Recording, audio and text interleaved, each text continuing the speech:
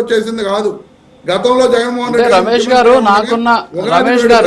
రమేష్ గారు నాకున్న పరిజ్ఞానం, నాకున్న జ్ఞానాన్ని అనుసరించి గతంలో అక్కడ గుడి సెట్ వేశారు.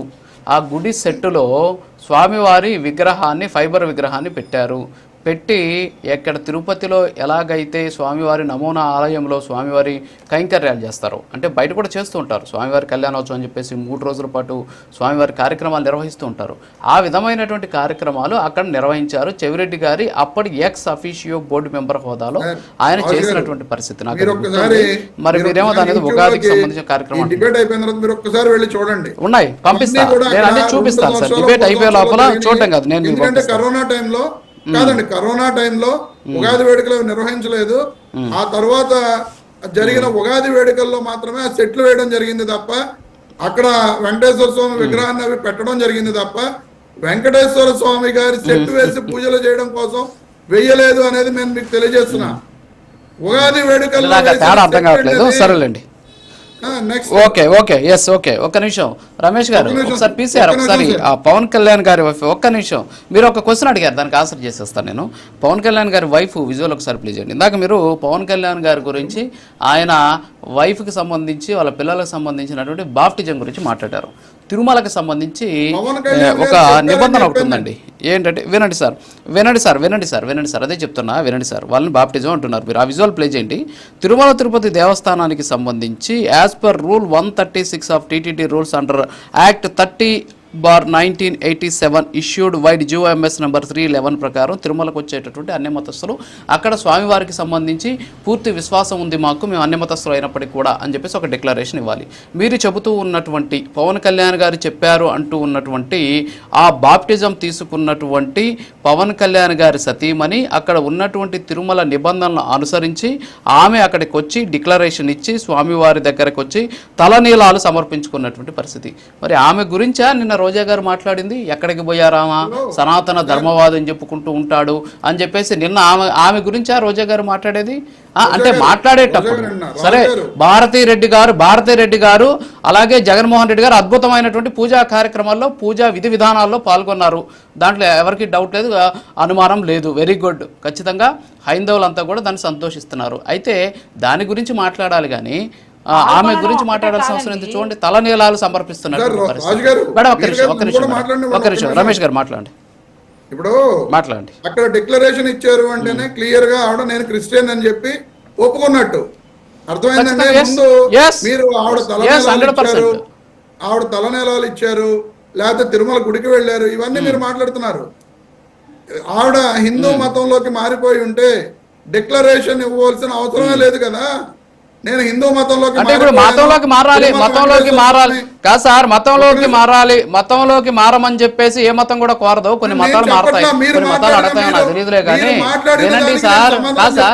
కాదు సార్, డిక్లరేషన్ గురించి నేను మాట్లాడుతుంటే ఆ మతంలోకి మారేదంటే నేనేం మాట్లాడేది? నేనేం చెప్పట్లా, ఆయన చెప్పిన మాటల్ని స్వయంగా ఆయనే చెప్పారు అని చెప్పి మాత్రమే నేను చెప్తున్నా. ఆ క్రిస్టియన్ గా ఉన్న వ్యక్తి ఈ రోజున ఉగాది వేడుకలు జరుగుతుంటే పవన్ కళ్యాణ్ గారు గాని, ఆయన భార్య పవన్ కళ్యాణ్ గారి భార్య గారు కానీ ఈ ఉగాది వేడుకల్లో ఈ రాష్ట్రంలో ఎక్కడా కనపడలేదు అని చెప్పి రోజా గారు మాట్లాడారు తప్ప ఆవిడ ఎక్కడా కూడా వేరే విధంగా మాట్లాడలా. పవన్ కళ్యాణ్ గారు ఆయన భార్య గారు ఎక్కడన్నా ఉగాది వేడుకల్లో మీకు కనిపించారా? కనిపించలేదే. ఉగాది వేడుకలు ఆయన ఎక్కడా కనిపించలేదు. అంటే ఉగాది వేడుకలు అంటే కాదు సార్, ఉగాది వేడుకలు జగన్మోహన్ రెడ్డి గారు, భారతి రెడ్డి గారు వాళ్ళ క్యాంపు కార్యాలయంలో నిర్వహించుకున్నారు కాబట్టి వీళ్ళంతా కూడా వాళ్ళ క్యాంపు కార్యాలయాల్లో కార్యక్రమాలు నిర్వహించుకోవాలన్నా? వాళ్ళు ప్రభుత్వ కార్యక్రమాల్లో పాల్గొనలేదా? చూడలేదా మీరు? చూసారా లేదా? పవన్ కళ్యాణ్ గారు ప్రభుత్వ కార్యక్రమాల్లో పాల్గొన్నారా లేదా? చంద్రబాబు నాయుడు గారు పాల్గొన్నారా లేదా? పంచాంగ శ్రవణంలో పాల్గొన్నారా లేదా? అధికారిక కార్యక్రమాల్లో అవార్డుల ఫంక్షన్ లో తీసుకొచ్చి సత్యమల్ని పక్కన కూర్చోబెట్టుకుంటారా? మీరు డిక్లరేషన్ గురించి మాట్లాడారు, అన్నా లిజనావా గారి డిక్లరేషన్ గురించి మాట్లాడారు. పీసీఆర్ ఒకసారి ఆ డిక్లరేషన్ ప్లే చేయండి, ఒకసారి ఆ డిక్లరేషన్ లెటర్ ఒకసారి ప్లే చేయండి. ఇది జగన్మోహన్ రెడ్డి గారి దర్శనానికి వచ్చినటువంటి డిక్లరేషన్ అండి. ఆయన దర్శనానికి వచ్చినప్పుడు ఇచ్చినటువంటి డిక్లరేషన్. మరి ఆయన క్రిస్టియనే కదా, అందరికీ తెలిసినటువంటి విషయమే కదా, మరి ఆయన డిక్లరేషన్ ఇవ్వాలి కదా, మరి ఆయన ఎందుకు డిక్లరేషన్ ఇవ్వలేదు? మరి మతాన్ని ఆయన విస్మరించినట్ట, లేకపోతే హిందూ మతాన్ని ఆయన తిరుమలకు సంబంధించినటువంటి విశ్వాసాలను దెబ్బతీసినట్ట? ఒకసారి అది ప్లే చేయండి, ఒకసారి అది ప్లే చేయండి. కాదు సార్ ఒకసారి ప్లే చేయండి అది. మరి అప్పుడు తీసేయండి నిబంధన. 5 ఏళ్ళు ఉన్నారు కదా, తిరుమల నిబంధన తీసేసి ఉండాల్సింది మీరు. మరి ఎందుకు తీయలేదు? మరి చూడండి, వైఎస్ జగన్మోహన్ రెడ్డి గారు క్యాన్సిల్డ్, వైఎస్ జగన్మోహన్ రెడ్డి గారు డిక్లరేషన్ క్యాన్సిల్డ్ అని చెప్పి రాసి సంతకం పెట్టింది.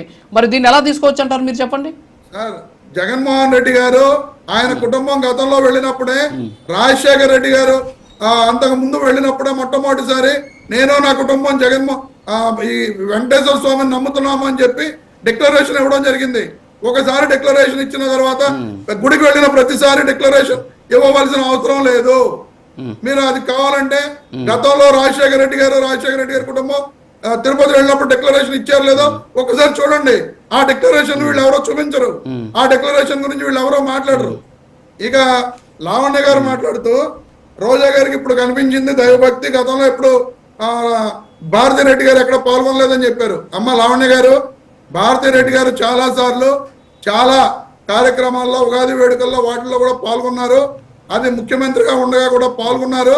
మీరు పాల్గొన్న విషయాలను కూడా మీరు తెలుసుకోవాలని చెప్పి నేను తెలియజేస్తున్నా. అలాగే బిఆర్ నాయుడు గారు రాజీనామా గురించి మాట్లాడారు, ఆయన రాజీనామా చేయాలంటారు. గతంలో ఎప్పుడో బిఆర్ నాయుడు గారు రాజీనామా గురించి రోజా గారు మాట్లాడిన సందర్భం లేదు.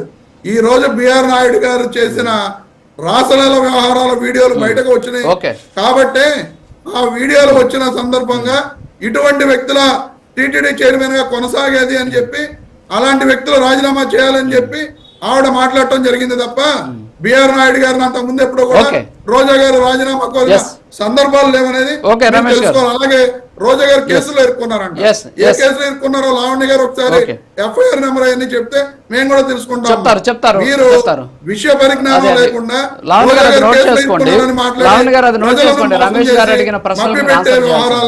డిబేట్లలో మాట్లాడకండి. తెలిస్తే నెంబర్ చెప్పండి. ఓకే రమేష్ గారు, ఒక చిన్న బ్రేక్ ఉంది, బ్రేక్ తర్వాత కంటిన్యూ